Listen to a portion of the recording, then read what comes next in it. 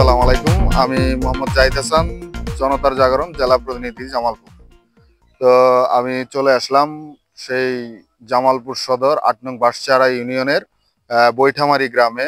এই বৈঠামারি গ্রামে অনেক এই কচুর ছড়ি, যেটাকে আমরা বলি যে মুখী, এই কচুর ছড়ির চাষ হয় অনেক ভালো। বৈঠামারি গ্রামের পরিশ্রমী কৃষক মিরাজ হোসেন, যিনি সবার কাছে পরিচিত মিরাজ কাকা নামে, তার নিজস্ব ১.৫ বিঘা জমিতে মুখী কচু চাষ করে এলাকায় নজর কেড়েছেন। তার সফল কচু চাষ এখন এলাকার কৃষকদের মধ্যেও আগ্রহ ও উৎসাহের সৃষ্টি করছে। মিরাজ কাকা জানান, তার সফল কচু চাষ এখন এলাকার কৃষকদের মধ্যেও আগ্রহ ও উৎসাহের সৃষ্টি করেছে। কচু চাষে তিনি মূলত জৈব সার ও গোবর সার ব্যবহার করে থাকেন। শুষ্ক মৌসুমে প্রয়োজনীয় সেচ এবং বর্ষাকালে পানি নিষ্কাশনের সুব্যবস্থা রেখেছেন। নিয়মিত আগাছা পরিষ্কার এবং পোকামাকড় দমনে প্রাকৃতিক পদ্ধতি অবলম্বন করেন তিনি। গত মৌসুমে কচু বিক্রি করে মিরাজ কাকা প্রায় ৭০,০০০ টাকা লাভ করেছেন। স্থানীয় বাজার ছাড়াও উপজেলা হাটে সরবরাহ করেন তিনি।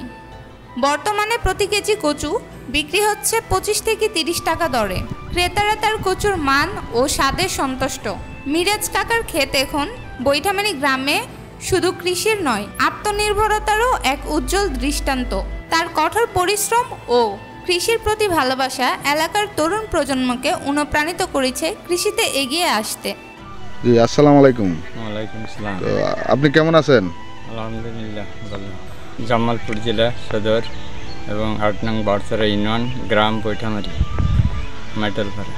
তো আঙ্কেল, কচু কি আবাদ প্রতি বছরই করেন? প্রতি বছরই করি। তো এই যে প্রতি বছর যে আবাদগুলা করেন, এই যে এতগুলা ক্ষেত লাগাইছেন, কচু লাগাইছেন, এই কচুগুলা কি আপনার লাভ হয় না? তো এই কচুটা কাটবেন কি মাসে? আর ৩ মাস পর। ৩ মাস পর। এটা তো ওই যে কচুর ছড়ি যেটা বলে, মুখী যেটা বলে। হ্যাঁ, মুখী কচু। কৃষিতে সাফল্যের গল্প হিসাবে মিরাজ কাকার উদ্যোগ নিঃসন্দেহে দেশের গ্রামীণ অর্থনীতিতে একটি ইতিবাচক বার্তা বহন করে। আগামী ৩ মাস পর এই কচু থেকে ছড়ি আসবে। ছড়িগুলা ঢাকায়, চট্টগ্রাম, বিভিন্ন বাংলাদেশের বিভিন্ন অঞ্চলে এই কচুগুলা চলে যাবে। তো কৃষকরা অনেক আনন্দিত হয়। এই কচুর ছড়ি অনেক ব্যয়বহুল একটা দামে বিক্রি করা হয়, ভালো একটা অ্যামাউন্ট প্রফিট তারা পায়। তো কৃষকরা সবসময় উৎসাহিত করে, মানে এই কচুর ছড়ির দামটা ভালো থাকে। তথ্য ও ভিডিও চিত্রে জাহিদ হাসান, জামালপুর।